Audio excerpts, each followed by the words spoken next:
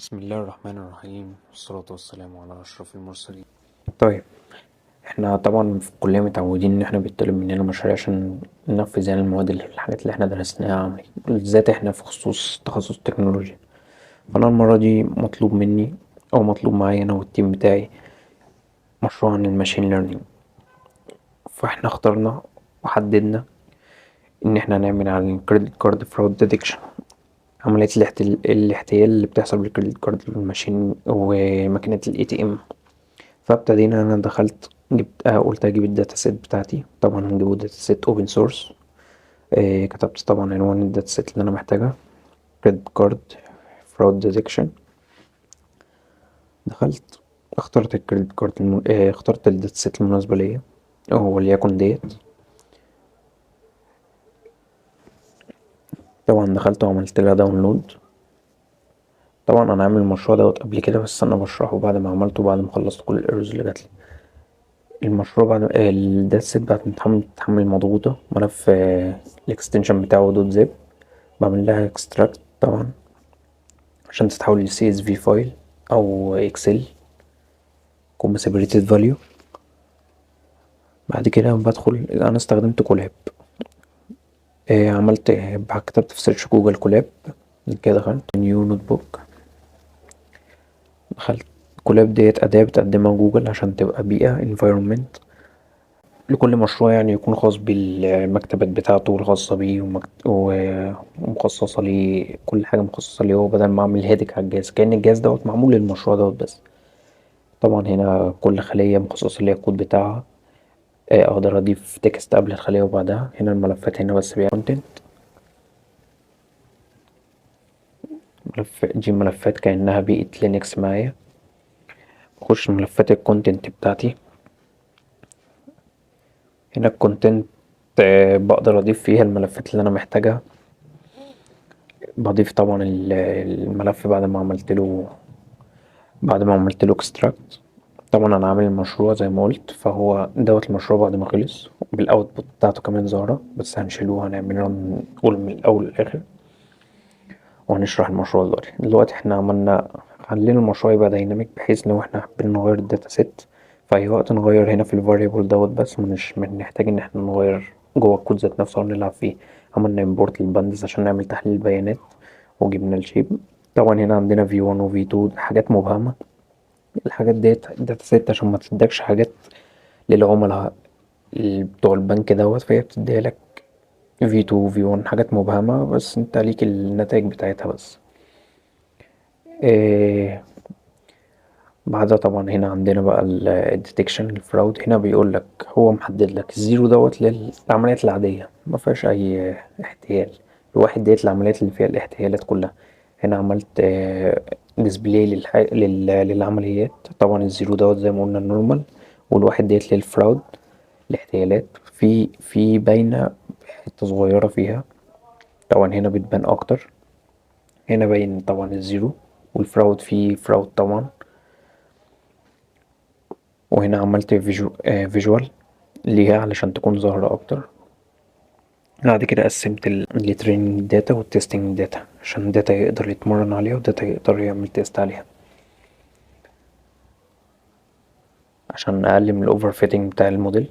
اللوجيستيك ريجريشن علشان هي حاجة بسيطة، أعلم من خلالها الموديل بحيث إن هو يعرف ال true وال false بتاع النورمال والفراود.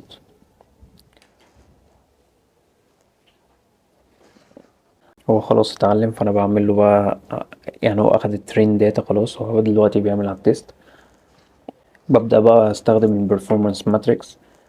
من اللي أنا استخدمتها البريسيشن والريكول والاف 1 سكور. طبعا ركزنا على الريكول عشان هي مهمة جدا في اكتشاف الاحتيال. الداتا شفناها قبل كان فيها مشكلة الامبالانسنج، بعد كده دلوقتي بقى بالانس الداتا بقت متوازنة أكتر ومعمول لها سكيل. ايه الفيتشر اللي هي السكيلينج. بعد كده شفنا البرفورمانس الأداء بتاع الموديل بعد البالانسنج داتا، بعد ما عملنا لها بالانس.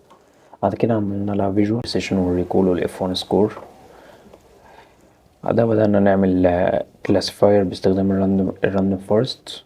جبنا confusion matrix. بتبين طبعا البريدكت هنا والاكشوال، هنا التوقع بتاع الموديل وهنا الاكشوال.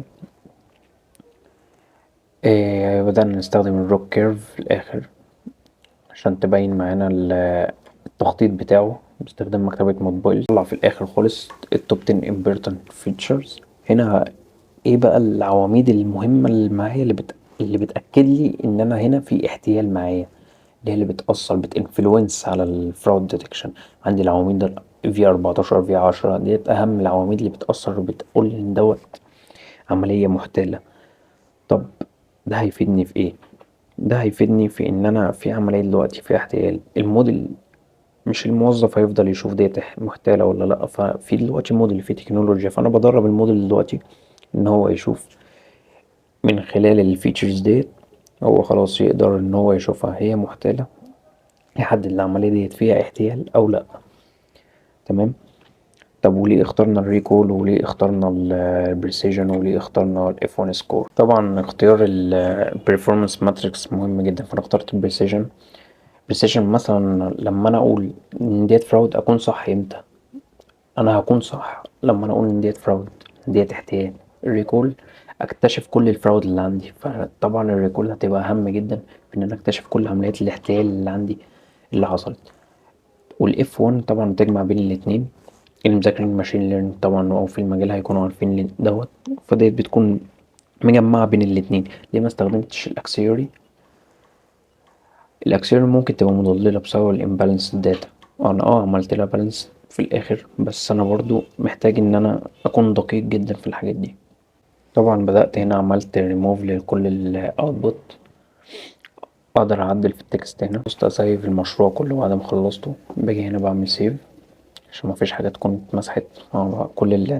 كل الاعدادات تكون اتعملت معايا اللي انا عدلتها. في هنا بقى ان انا اعمل داونلود. في هنا الاي بي ان بي يا اما بالباي ديت اللي هي بايثون عادي لو انا هفتحه بالفيجوال ستوديو محلي لوكالي، والاي بي واي ان بي لو انا هفتحه بكولاب تاني هعمل له امبورت على الكولاب. طبعا احنا استخدمنا لوجيستيك ريجريشن واستخدمنا راندوم فورست، اتنين موديل مختلفين عن بعض جدا علشان نقارن بينهم وبين الاداء بتاع ده والاداء بتاع ده. وبس كده، مفيش حاجة تانية في الكود طبعا كله باستعانة من شات جي بي تي. بس طبعا زي ما شرحت في الفيديو في حاجات ياما كلها من الدراسة بتاعتنا. هو الكود او البرنامج كله هيفيدنا في ايه؟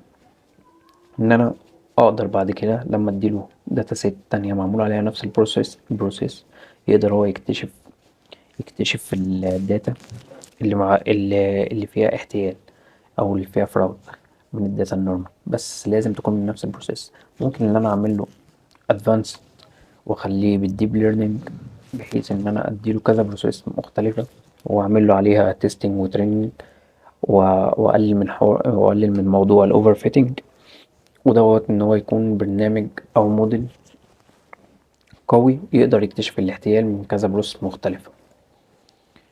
بس اظن مفيش اي حاجة تانية نقدر نزودها في الموضوع.